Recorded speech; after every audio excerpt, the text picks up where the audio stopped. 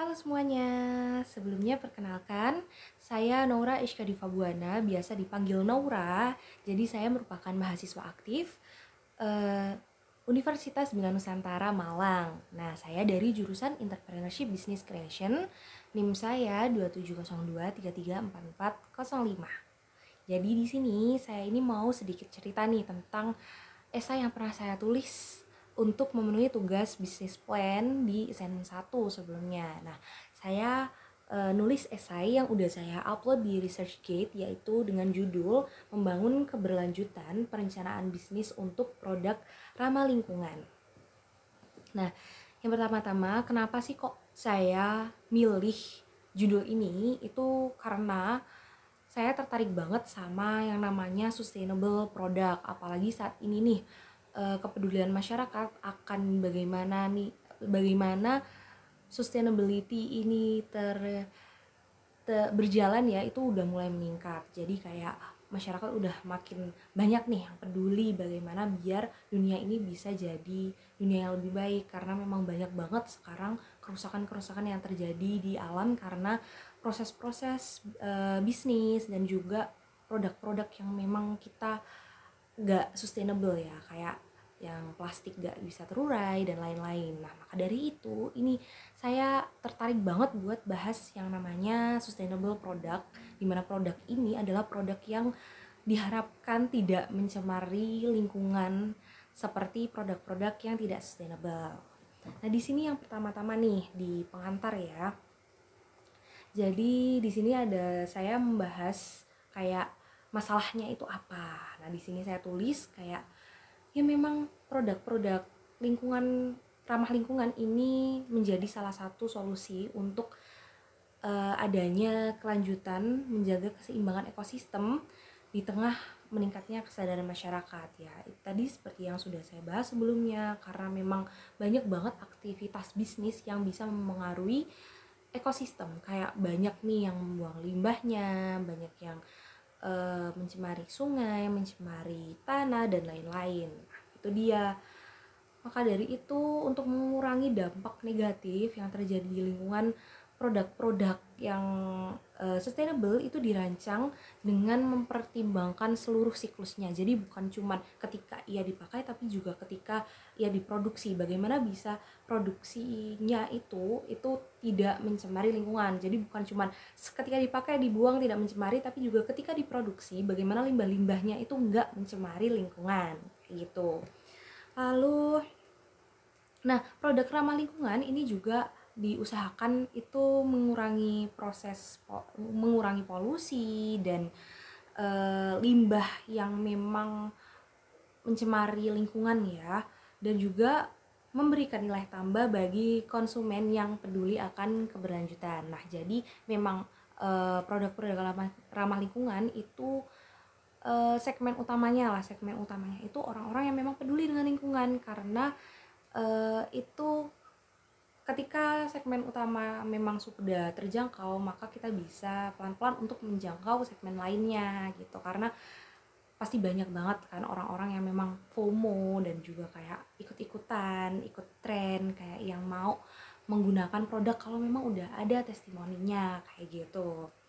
Lalu di bab kedua ini adalah strategi pengembangan produk ramah lingkungan dalam rencana bisnis. Nah, di sini saya menjelasin nih gimana strategi khusus untuk membuat bisnis plan-nya, kayak gimana perusahaan milih bahan baku berkelanjutan dan metode produksi yang memang meminimalkan limbah. Nah, jadi di sini fokus saya itu adalah bagaimana supaya memang pengembangan produk ramah lingkungannya itu bisa benar-benar totally sustainable gitu. Jadi nggak yang kayak setengah-setengah masih membuang limbahnya atau gimana.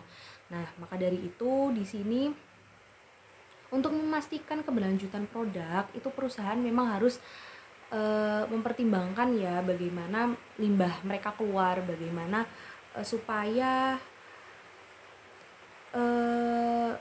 produk itu dapat kepercayaan yang lebih lah di mata konsumen.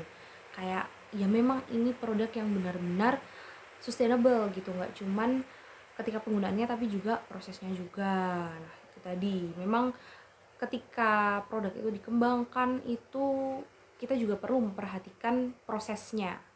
Lalu selanjutnya ini adalah bab manfaat produk ramah lingkungan bagi konsumen dan juga lingkungan. Di sini saya menjelaskan bagaimana sih manfaat lebih dari produk ramah lingkungan bagi konsumen sendiri dan juga bagi lingkungan. Di sini saya menjelaskan bahwa produk-produk ini pastinya mengurangi dampak emisi karbon, menghindari penggunaan bahan kimia berbahaya, dan juga kalau untuk dari konsumen itu ketika memang konsumen ini membeli produk ramah lingkungan, itu pastinya produk ramah lingkungan bisa lebih sehat untuk kesehatan konsumen, lebih ramah lah. Jadi nggak yang kayak mempengaruhi kesehatan ya. Jadi kita mengharapkannya seperti itu. Nah, selain itu dalam jangka panjang produk ramah lingkungan itu juga diharapkan mengurangi biaya operasional dengan mengurangi konsumsi energi dan limbah. Nah, jadi kayak biar sejalan sama prinsip ekonomi sirkuler. Jadi kayak memang diharapkan ya limbah-limbah yang memang udah keluar, yang udah kita produksi itu masuk kembali dan juga kita produksi kembali menjadi barang yang akan kita jual gitu. Jadi biar memang ada sistem sustainable-nya kayak gitu. Lalu selanjutnya ada bab tantangan dan peluang dalam mengembangkan produk ramah lingkungan. Dan di sini saya jelasin nih tentang tantangan-tantangan dan juga apa sih peluangnya kalau kita mau mengembangkan produk ramah lingkungan. Nah, sebenarnya masalahnya itu dari kayak tingginya biaya produksi dan terbatasnya bahan baku berkelanjutan. Jadi penggunaan bahan baku ramah lingkungan itu benar-benar bisa meningkatkan biaya produksi bahkan lebih dari 20% dibandingkan produk-produk biasa. Tapi ya karena memang kita mengharapkan bahwa produk ini bisa membantu masyarakat di luar sana dan juga lingkungan, maka memang harus memiliki bisnis plan yang baik bagaimana supaya kita bisa menutupi hal tersebut. Nah, oke, jadi mungkin ya tantangan lain itu kayak produknya memang sudah makin banyak ya sekarang di pasaran, tapi pasarnya itu masih lumayan kecil, lumayan jadi kayak orang-orang tuh yang sadar akan yang namanya ramah lingkungan, kayak produk-produk tersebut itu nggak yang sebanyak itu gitu.